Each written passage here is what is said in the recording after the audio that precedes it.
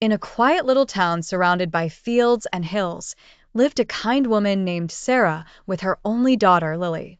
Sarah was a single mother. Her husband had died when Lily was just a baby, and from that moment on, Sarah dedicated her life to giving her daughter the best life she could. They didn't have much, just a small home, a leaky roof, and simple meals, but there was always warmth in their home.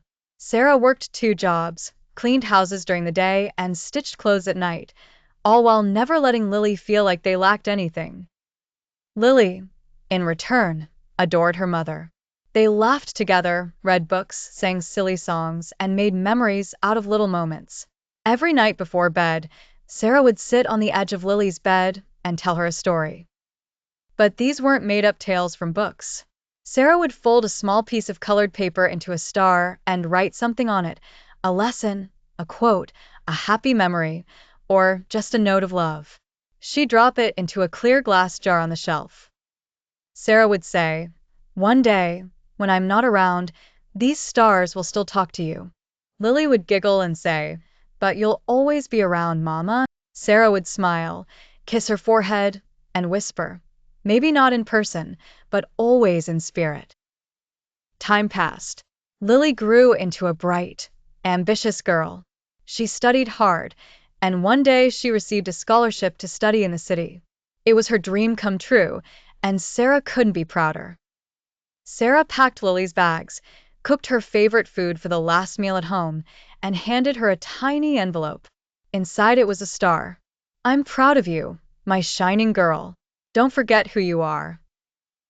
When Lily left for the city, she hugged her mother tightly. Sarah reminded her about the jar of stars, but Lily, now full of youthful confidence, smiled and said, "I'll be fine, Mom. That was for when I was a kid." Life in the city was fast. Lily studied, worked part-time, made new friends, and tried her best to keep up. She called Sarah less and less. Sometimes she missed home, but she told herself she had to stay strong, focused. She would visit later, maybe in a few months. But months turned to years. One cold evening, during her final semester, Lily got a phone call. Her heart froze. Sarah had passed away peacefully in her sleep. Lily returned to her childhood home in silence. Everything looked smaller now. The old chair Sarah loved, the kitchen where they laughed. And then she saw it, dusty but untouched, the glass jar of stars still sitting on the shelf. Her fingers shook as she opened one. "When you miss me, look at the moon. I'll be looking at it too."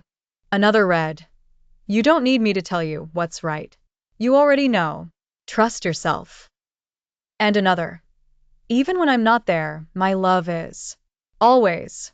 Tears fell from Lily's eyes as she sat on the floor, surrounded by stars, hundreds of them.